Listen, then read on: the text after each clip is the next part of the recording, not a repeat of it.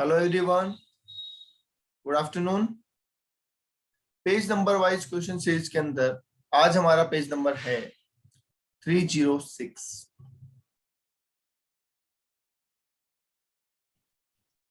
Page number है 306। Question number 1। Topic का नाम है रिकंसिलिएशन स्टेटमेंट।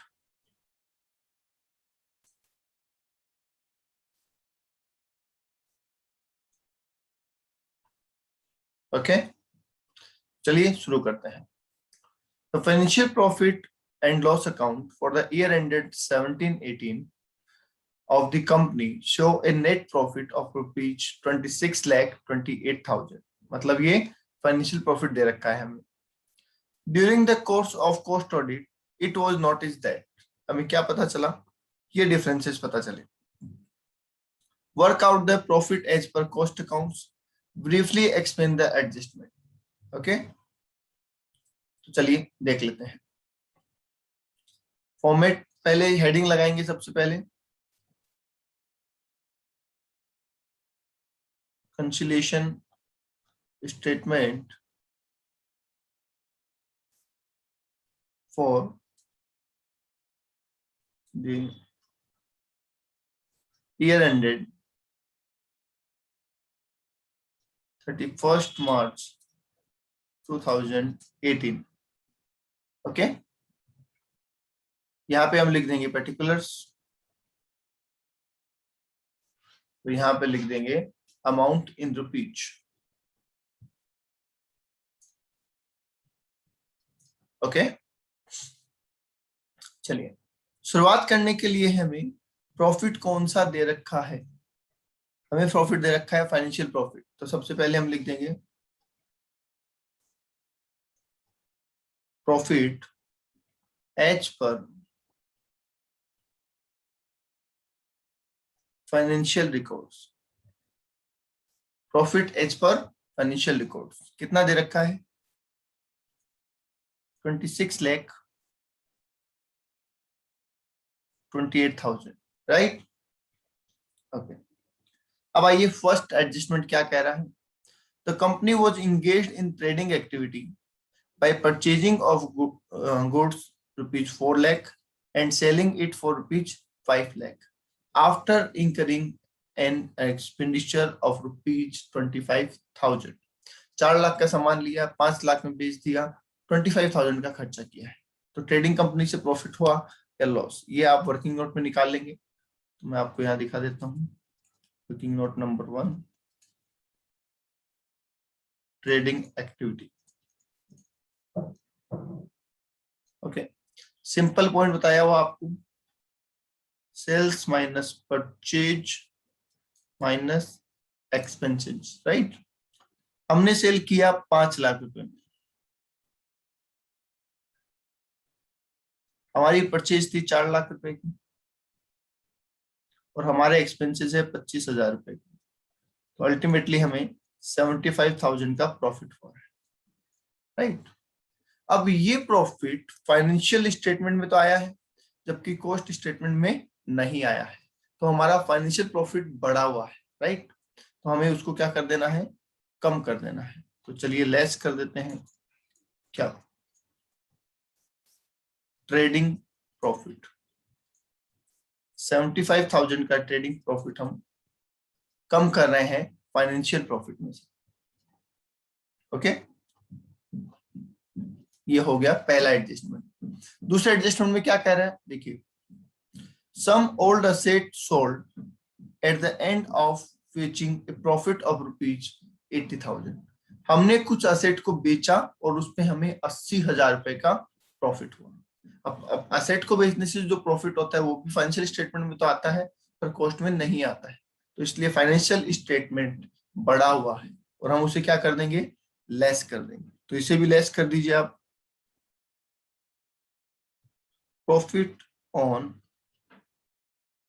सेल ऑफ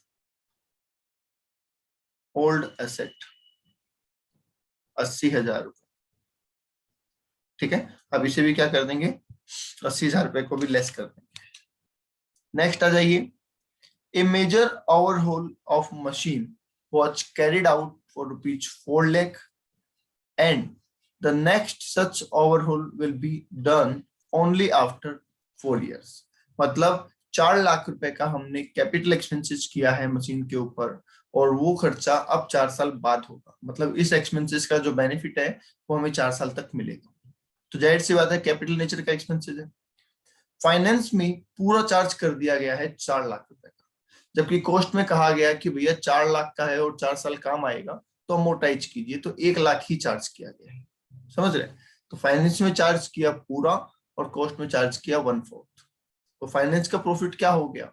कम हो गया, क्योंकि एक्सेस एक्सपेंसेस डाल दिया हमने उसमें।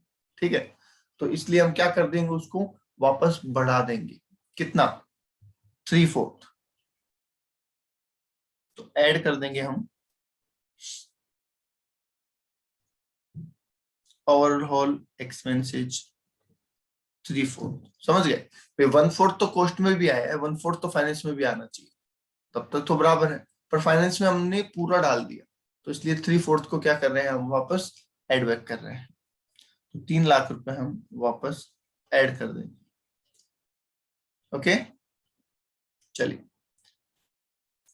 नेक्स्ट पॉइंट पे आ जाइए। नेक्स्ट पॉइंट लिखा हुआ है, interest was received amounting ₹1,50,000 from outside investment. हमें इन्वेस्टमेंट पे 1,50,000 रुपए का इंटरेस्ट मिला। अब ये 1,50,000 का इंटरेस्ट फाइनेंशियल रिकॉर्ड में तो आता है, तो फाइनेंशियल रिकॉर्ड तो बढ़ जाएंगे। ठीक है, कॉस्ट रिकॉर्ड्स में नहीं आता, वो कम रहेंगे। तो हमें फाइनेंशियल प्रॉफिट को एडजस्ट करना है, क्योंकि देखो स्टार्टिंग कहां से की है? फाइनेंशियल प्रॉफिट से स्टार्टिंग की है, राइट? तो हम उससे क्या करेंगे, जो बढ़ा हुआ है उसको लेस कर देंगे। समझ गए? तो ये हो जाएगा लेस। इंटरेस्ट इनकम कितना है? 1,50,000। मैं फिर बोल देता हूँ, इंटरेस्ट इनकम फाइनेंशियल प्रॉफिट में आया था जिससे वो बढ़ गया, जबकि कॉस्ट में नहीं आया।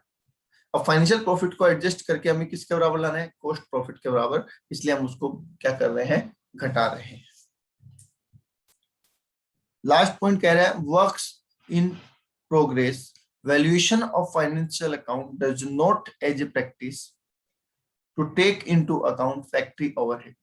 जब हम फाइनेंशियल स्टेटमेंट के अंदर स्टॉक का वैल्यूएशन करते हैं तो हम उसमें वर्क्स ओवरहेड या फैक्ट्री ओवरहेड को इंक्लूड नहीं करते हैं, जबकि कॉस्ट रिकॉर्ड्स के अंदर फैक्ट्री ओवरहेड को कंसीडर किया जाता है, right?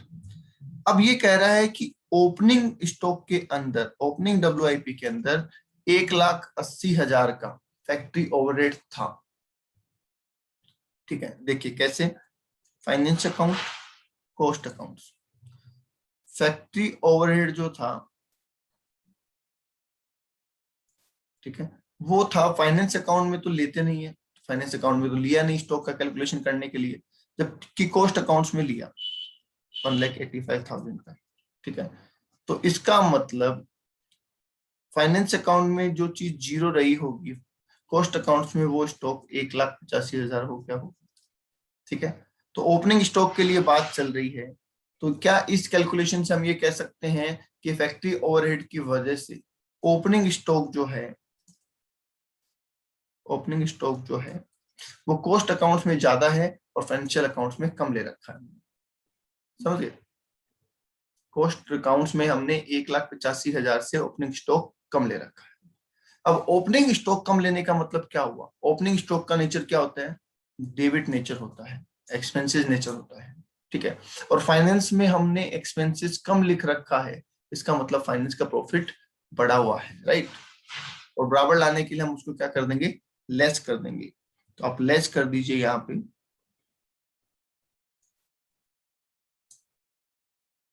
Under valuation of opening stock. कितना लेस किया आपने? 1,85,000। ओके, ठीक है। नेक्स्ट लिखा है कि क्लोजिंग स्टॉक के अंदर 3,15,000 का क्लोजिंग स्टॉक के अंदर 3,15,000 का फैक्ट्री ओवरहेड है। अब इसमें भी हमने तो फाइनेंशियल रिकॉर्ड में नहीं मेंशन किया, तो फाइनेंशियल रिकॉर्ड में जो क्लोजिंग स्टॉक है वो कम है, कितने रुपए से? 3,15,000 रुपए से। और क्लोजिंग स्टॉक का नेचर क्या होता है? क्रेडिट नेचर होता है। अब क्रेडिट नेचर का item closing stock financial record में कम है, तो इसका मतलब फाइनेंस का प्रॉफिट कम शो हो रहा है, राइट। और बराबर लाने के लिए हम उसको क्या कर देंगे? बढ़ा देंगे। तो हम इसे क्या कर देंगे सर? ऐड कर देंगे। समझ गए? मैं फिर कह दूं, हम इस प्रॉफिट के लिए यहाँ पे जो प्रॉफिट लेते हैं उसको देखते हैं, वो अगर बढ़ा हुआ है तो घटा देते हैं और घटा हुआ है तो बढ़ा देते हैं, बस। तो यहाँ पे हम लिख देंगे under valuation of closing stock 3,15,000 रुपए। ओके, चलिए देख लेते हैं, एक बार टोटल कर लेते हैं।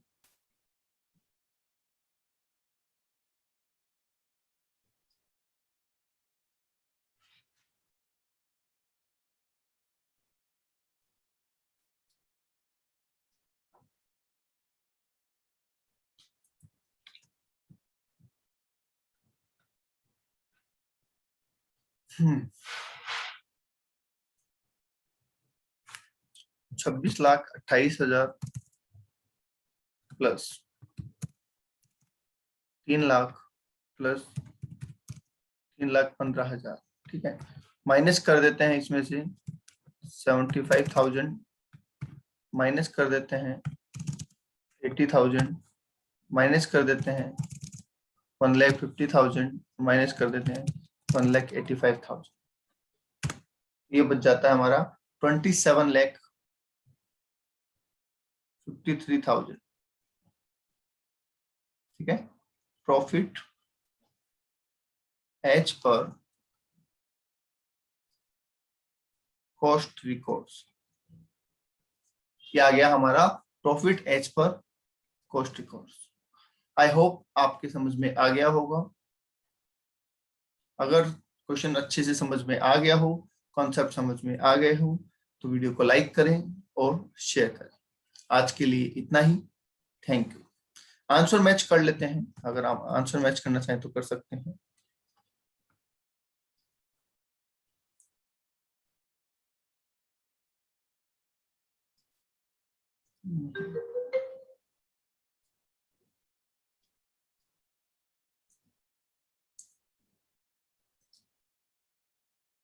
डन। तो आंसर हमारा मैच हो रहा है 27,53,000।